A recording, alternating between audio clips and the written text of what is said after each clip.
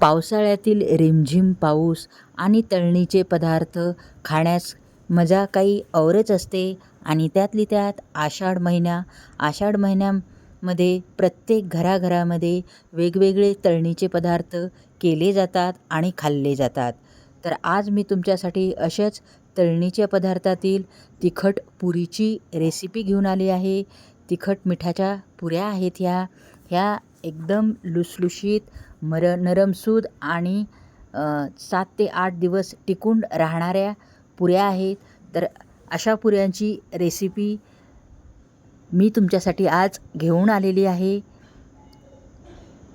अगदी 8 ते 10 दिवस या पुऱ्या नक्की टिकतात. अगदी प्रवासातही तुम्ही या पुऱ्या घेऊन जाऊ शकता.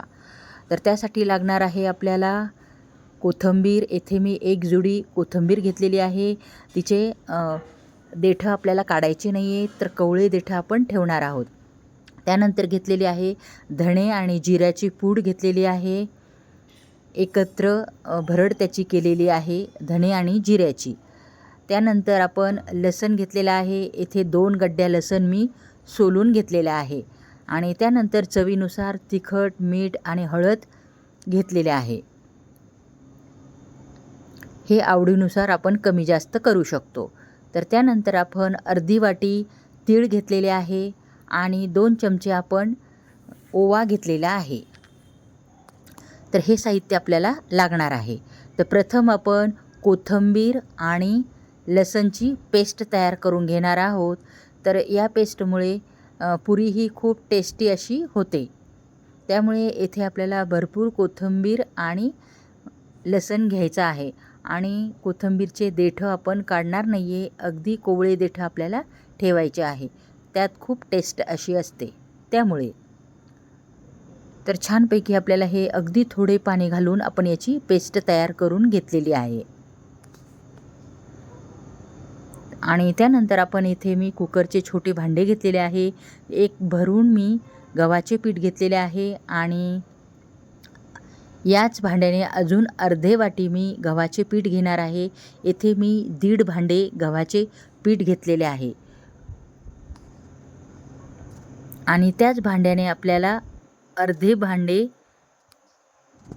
ज्वारीचे पीठ घ्यायचे आहे.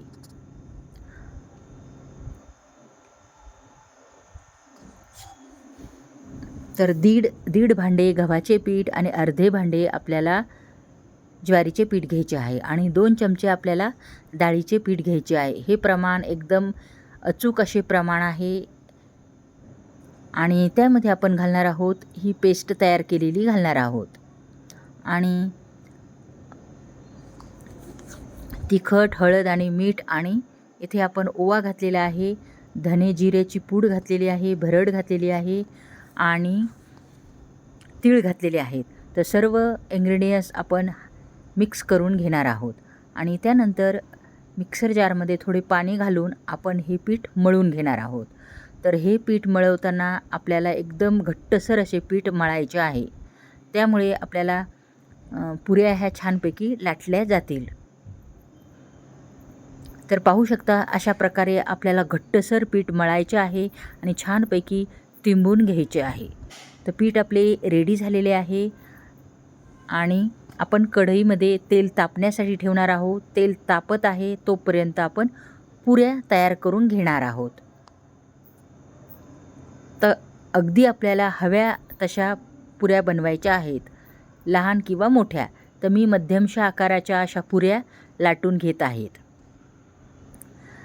आणि पुऱ्या ह्या जास्त पातळही लाटू नयेत किंवा जास्त जाडही लाटू नयेत.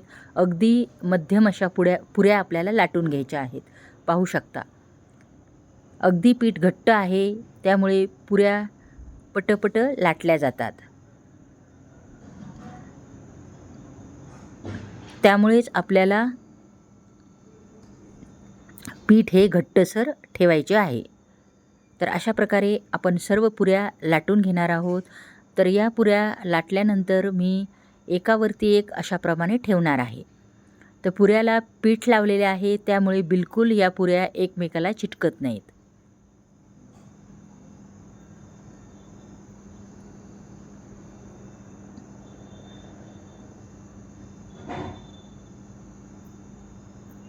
तर पाहू शकता या पुऱ्याची जाडी पण तुम्ही पाहू शकता, इतपत जाड तुम्ही पुऱ्या करू शकता.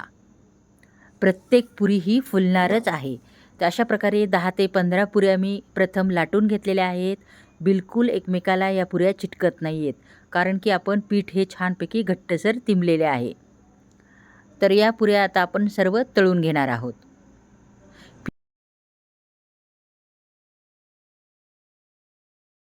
तेलही खूप छानपैकी तापले गेलेले आहे. तेल छानपैकी आपल्याला कडकडीत तापून घ्यायचे आहे आणि त्यानंतर आपण पुऱ्या तळून घेणार आहोत.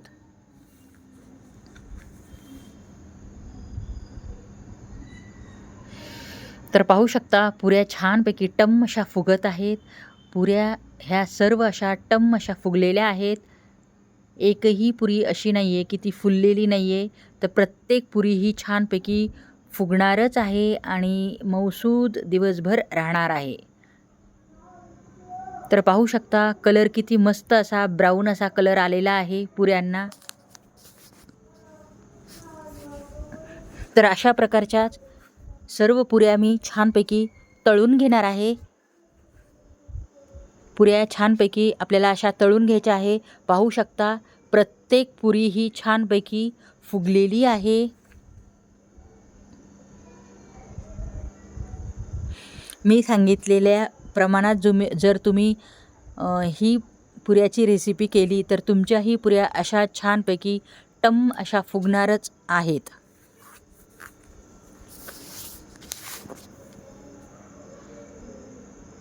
तर पाहू शकता पुऱ्यांना किती मस्त असा कलर आलेला आहे. तर अशाच खुसखुशीत आपल्याला तळून घ्यायच्या आहेत.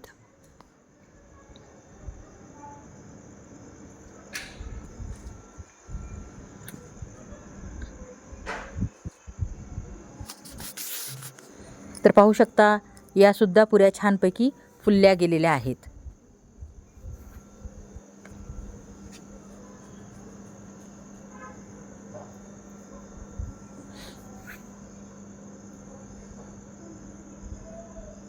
तर अशाच प्रकारे सर्व पुऱ्या मी छानपैकी तळून घेतलेल्या आहेत.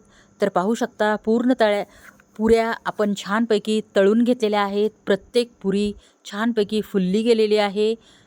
या प्रमाणात जर तुम्ही पुरीची रेसिपी बनवली तर तुमच्याही अशात नरमसूद आणि प्रत्येक पुरी ही छानपैकी टम्म अशी फुगणार आहे. तर तुम्हाला ह्या पुऱ्याची रेसिपी कशी वाटली? तुम्हाला जर ही रेसिपी आवडली असेल तर कमेंट्स बॉक्समध्ये कमेंट्स करा की तुम्हाला ही रेसिपी कशी वाटली. ही रेसिपी तुम्हाला थोडीफार पण जर आवडली असेल तर चॅनलला लाईक आणि सबस्क्राईब करायला विसरू नका. पुन्हा भेटू अशाच एका छानशा हेल्दी रेसिपीमध्ये. तोपर्यंत नमस्कार.